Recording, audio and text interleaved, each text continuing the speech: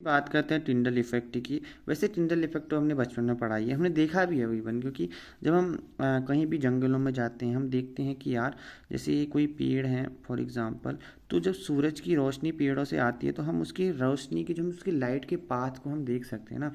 जैसे जो भी लाइट का पाथ होता है हम क्या कहते हैं, हम clearly see the path of light. आपने खुद नोटिस भी किया होगा, जब हम फॉग में धुएं में जैसे धूप जलाई उसमें से लाइट देखो तो हम लाइट जो धूप से जब लाइट जाती है उसका पाथ देख सकते हैं। यानी कि फॉर एग्जांपल जो भी, जैसे फॉर एग्जांपल तुम इसको अगर रियल लाइफ से, तो रियल लाइफ से क्या देखना है उसको अगर ये तो देखा एग्जांपल होगा कि जब हम पाथ देते हैं वो टिंडल पे, अगर इसको खुद से समझने की कोशिश करें तो एनीथिंग, टिंडल इफेक्ट का मतलब हो गया कि जब हम किसी चीज़ के पाथ को देख पा रहे हैं, यानी कि स्कैटरिंग वैसे तो होता है, ये स्कैटरिंग ऑफ लाइट होता है, स्कैटरिंग ऑफ लाइट होता है। बट इसका ओवरऑल मीनिंग है कि जब हम पाथ को देख पाते हैं, जैसे लाइट आ रही है तो हम उसके पाथ को देख रहे हैं। जैसे हम सुबह सुबह देखते हैं कि यार खिड़की से जब सूरज की रोशनी आती है तो हम उसमें डस्टी के साथ उसका पाथ देख पाते हैं। जब भी इसका मतलब बेसिकली ना, फॉग है, फॉग में आपने रोशनी डाली यानी अपने लेजर डाला तो हम क्या देखते हैं, हम ओवरऑल देख पाते हैं कि यार लेजर का पाथ क्या है। नहीं कि जब कोई डस्टी टाइप से कोई सॉल्यूशन हो तब हम उसको देख पाते हैं। फॉर एग्जाम्पल इसको तो आपने खुद, अगर हम उसको खुद समझने की कोशिश करें तो वही चीज़ है, और कह सकते हैं कि हमने पाथ को देखने की ट्राई किया।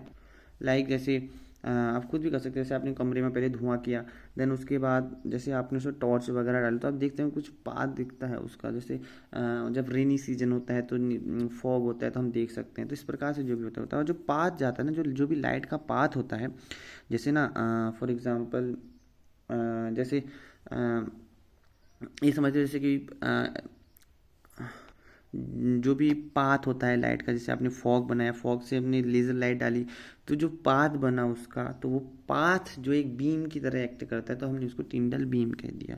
That is path of light is called टिंडल beam.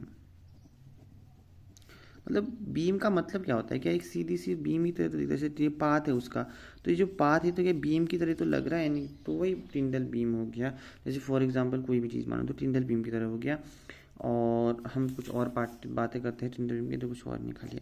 तो टिंडल के बारे में कुछ बात करते हैं। देखो वैसे तो ये ओवरऑल एलिमेंट्री का था, बट हम बात करें ट्रू सॉल्यूशन किस समय।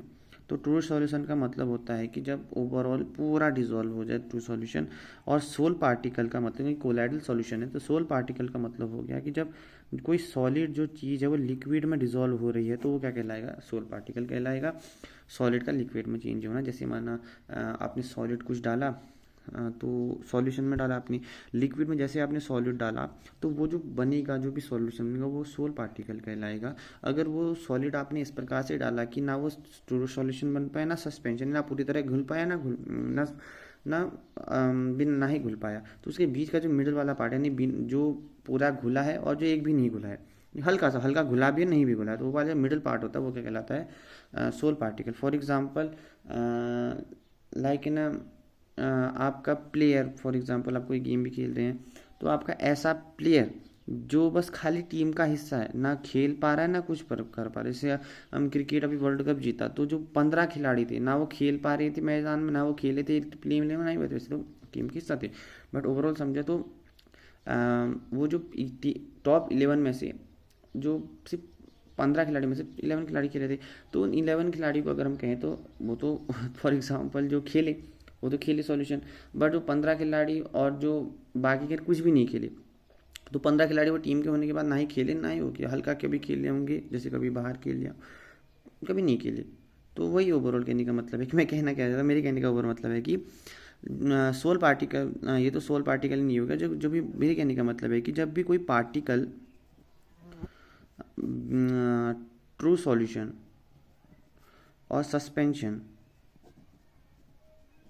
सस्पेंशन का मतलब होता है कि एक प्रकार मतलब ना ही वो घुल पा रहा है और मतलब घुल, यानी कि बी मिडल वाला पार्ट कहलाता है, ये कहलाता है, यही कोलाइडल सॉल्यूशन कहलाता है, यही कोलाइडल सॉल्यूशन कहता है। और इसी के अंदर सोल पार्टिकल वाला पार्ट है। बेसिकली यही कहने का मेरा मतलब था कि वो चीज़ें जो ना ही पूरी तरह से घुल पा रही हैं ना ही पूरी तरह से कुछ भी नहीं हो पा रहा है, यानी कि जो अगर पूरी तरह से घुल जाए, यानी पूरी तरह से घुलने और बिना और पूरी तरह से ना घुलने के बीच का जो भी हिस्सा है वो क्या कहलाता है, कोलाइडल सॉल्यूशन। भी बहुत छोटी सी रेंज 2 एंगस्ट्रॉम से 2000 एंगस्ट्रॉम के बीच का होता है वैसे तो रेंज इसकी।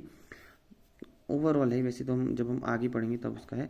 और हम एक और बात बताते हैं, जैसे अगर हमारे पास सोल पार्टिकल का सिस्टम है, तो जब हम इसको अल्ट्रा यानी कि जब हम माइक्रोस्कोप में देखते हैं ओवरऑल, तो माइक्रोस्कोप के हिसाब से हम देखते हैं तो इसमें ये सिर्फ टिंडल इफेक्ट को नहीं शो कर पाता है। कैसे होता है, ये नहीं हो पाता। तो इसमें सिर्फ ऑरा नजर आता है, जो भी लाइट के चारों तरफ का घूमता है, पार्टिकल के चारों तरफ का ऑरा नजर आता है, वैसे कुछ नहीं होता है। इसके लिए हम, जैसे अब सोल पार्टिकल है, तो हम इसकी अगर शेप फाइंड करना चाहते हैं तो हम इलेक्ट्रॉन माइक्रोस्कोप का यूज करते हैं, क्योंकि इलेक्ट्रॉन बीम की बम्बार्टमेंट करता है, जो भी थिन फिल्म शीट से हमें फिर उसका जो भी सोल पार्टिकल का उसका एक्चुअल शेप हमें पता चल पाता है। ये तो बेसिकली एक्चुअल शेप हमें पता चलता है। ये तो बेसिकली हल्का सा ब्रीफ इंट्रोडक्शन था। हम आगे पढ़ने जा रहे हैं पेपिटाइजेशन, एग्रेशन मेथड। बेसिकली हम पढ़ेंगे सोल पार्टिकल्स के बारे में, हम पढ़ेंगे लाइफोबिक लाइफिलिक सोल के बारे में। मिलते हैं तब तक के लिए, बाय बाय।